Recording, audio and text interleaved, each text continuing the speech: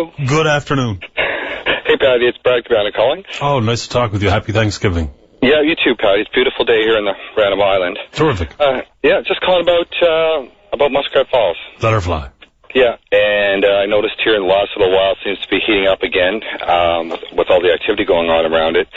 And I'm just wondering, if we're ever going to sort of sit back and count up all the things that are happening around this project right now rather than looking at them, in a singular light. Okay, well, go ahead and start a list.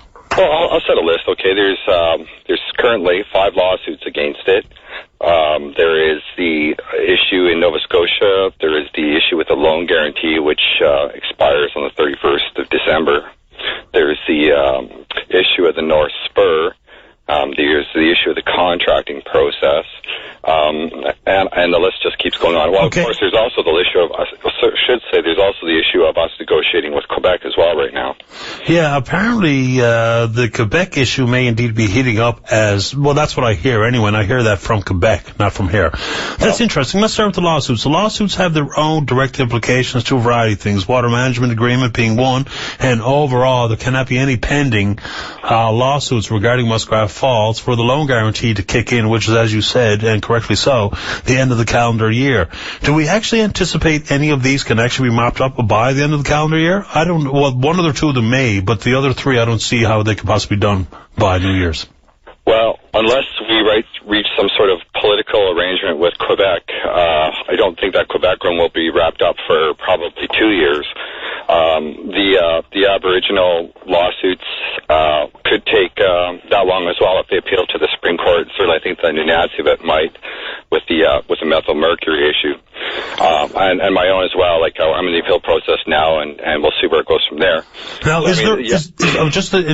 I don't mean to interrupt, but this important question: when one judgment is given and appeals and are available, as yours in Anateville, as you point out, does that also hold its head over the loan guarantee? Is the initial judgment going to be enough for the federal government, or does all potential for appeal need to be exhausted? Because if so, then they've set us up for disaster, knowing full well any of the lawsuits that were already on the books and being threatened when the loan guarantee was offered and signed, that they were setting us up for disaster, knowing there could be years and years of Supreme Court action. So I wonder, does the first judgment hold weight to let the federal government carry on?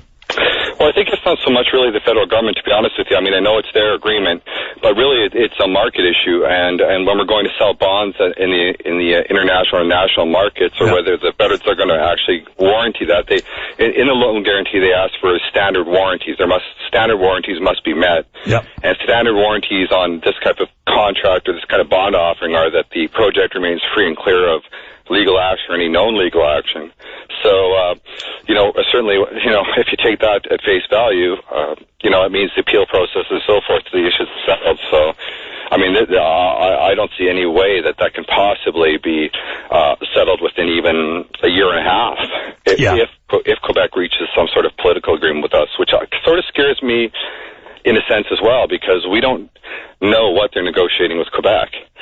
And my feeling on that is that certainly the only thing that Quebec wants from us is Old Harry, or part thereof. Yeah, which they won't get all, but there was a variety of things being negotiated, and of course we all dig and we hear different things. I don't think we should be surprised to hear some sort of agreement forged by the province of Newfoundland and Labrador and the province of Quebec on a variety of issues, including the Churchill River, water management, and otherwise. It may include Old Harry. You could be right, because that was a real stalemate a few years ago. Mm-hmm. So that may be you talk about warranties in the capital market. One warranty which will override all, now may not satisfy the federal government in the loan guarantee, but the warranty that will override all is the ability for the province of Newfoundland and Labrador to levy taxes and or impose rates for hydro, which is already set in legislation. That could be the only warranty the capital markets need. It could be, however, especially, for instance, with the water management agreement, anyone who does their due diligence, and believe me, I've had every single Canadian bank on my website reading up on my Muskrat Falls and Quebec lawsuit issues. Any bank that does their due diligence is going to realize that the water management agreement, without the water management agreement, that facility can't operate at more than 20%. So, that's what it's called a material issue, which is an issue that's central to the actual project, right? Well, let's move on to Nova Scotia, because water management, there are, legal opinions are like ones from economists, right? Depends who you ask. Nova Scotia, I'm very quick to say, and I haven't been proven wrong by anybody yet, not that I can understand, is the McNeil, the Premier designate, McNeil and his Liberal Party, other than introducing legislation to somehow deal with Nova Scotia Power as an entity, I don't know what clout he has, whether it be philosophically, politically, or fundamentally, with his election. I think there's some grandstanding at play. How about you? I think to a certain degree you're right. I think there's people who are against this project, like myself, but other people who will, who see perhaps a stumbling block in every lining. However, I do think there is one potential that you may or may not be overlooking, and that would be the ability of the province to influence things by the pen rather than the sword, as in the case in British Columbia, where the British Columbia Premier really doesn't have the right to block a pipeline going through her province. But what she's going to do, she's not going to supply electricity so that it can be done unless she gets what she wants. Right. And in Nova Scotia, I could see that taking the form of such things as environmental permitting, construction permitting, things like that, things that could be an irritant or an all-consuming power agreement with Hydro-Quebec, which I think definitely we should be anticipating, because I just can't see Hydro-Quebec not trying to move in and exclusively take that market. Yeah, I don't think that's available to the government and or Emera, given they're in the middle of a covenant with this province. At this point, I don't think so. And I think the legislation is tricky business. That would be indeed the Liberal government getting involved in private sector arrangements. Now, the people use monopoly very loosely, I think, when they talk about Nova Scotia. I cannot see any stripe of government getting into scuttling a private sector arrangement with any utility outside of their own provincial jurisdiction. I don't see it. I don't get it. I think it's a death knell for everything inside Nova Scotia. You tell me that some of the big heavy hitters wouldn't be beating the hell out of Steve McNeil in a heartbeat, Irving and otherwise. I think that's a huge problem for him. There is that's a point. However, the other point is that, and I don't know if you'll remember it or not, but the Irving Oil Corporation and the other heavy industrial players in Nova Scotia all wanted the Maritime Link turned down. Of course they did. I mean, those are heavy. I would say Irving Oil especially is the heavy hitter in Nova Scotia.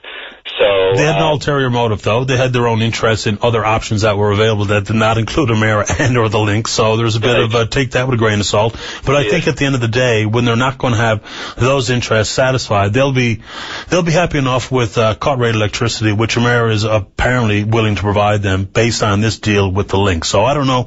Let's a couple of quick ones before we go, and I'm late into the break. North Spur, the Nalcor says they've got the geotech work done. They've got a price tag associated with it. Companies that are applying to an RFP to be the lead company to rectify that issue. All I want to know is how much the cost compared to what was in the DG3 budget, which I believe was $276 million. Well, the first thing is all that Nalcor has really done to rectify the problem with the North Spur is to do a well drilling program on the North Spur itself to try and divert the water coming out of the rivers running underneath the North Spur. Yeah. And so that does. I mean, what that does is that sort of stops things where they were with the taking the salt out of the clay. However, that's not the case with the outside of the spur. And I can tell you that what was it, less than a year ago, when they hired the hard rock engineer, SNC hired the hard rock engineer to come up with engineering on that problem. I mean, it sort of makes you wonder, well, if it was already engineered and if it was already, those numbers were already calculated in DG3 numbers, why was a hard rock engineer only hired this year to do the engineering? That doesn't really quite make sense to me. I'm not so sure, but they say they've got the work done. I assume they have a dollar amount. I don't know if all the bids are in or they've got some selected to take care of it, but I know they do indeed have some more information on it. We'd be happy to have a look at it, because that's one of those things where it's the unknown of the potential extra costs that have made people even more nervous than they were in years or months past, with all the obvious things, the cost of my power bill and all that. So these are things that are not working or boding well for Nalcor, because people just want to know. It's not going to mean we're going to judge the competence of Ed Martin, Gilbert Bennett, or anybody else when they release a number. I mean, it's just a number, right? We got to know. So, anyway, Brad, I got to go to the break. I'll give you 30 seconds to summarize if you want. Just I think the next little while is going to be crucial. I really hope that people keep a close eye on what's going on in Quebec, because I frankly don't trust the government to necessarily do anything that maybe is other than saving face. So I'll be worried about what they're negotiating with Quebec, and perhaps it'll be a good thing, perhaps it won't be. I tell you what's interesting on that. If indeed Quebec strikes a deal with the province of Nova Scotia, a mayor or otherwise, for power, that will prove what a lot have been saying. It's hard to get in bed with that snake if they're willing to do that, which is kind of an interesting double standard we're applying here. The province of Newfoundland and Labrador should negotiate with who a lot of us think is a snake, Hydro-Quebec, and if they do indeed do a deal in Nova Scotia, it proves the point. So we're kind of damned if we do or don't on that one. It's an interesting one, but point taken. Brad, good talking to you. Happy Thanksgiving to you and yours. You too, buddy. Take care now. You too. Bye-bye. Yeah, Hydro-Quebec, they may indeed come in the back door and screw us in Nova Scotia. And if so, they're exactly what we, in the words of Dennis Green, Hydro-Quebec are exactly what we thought they were.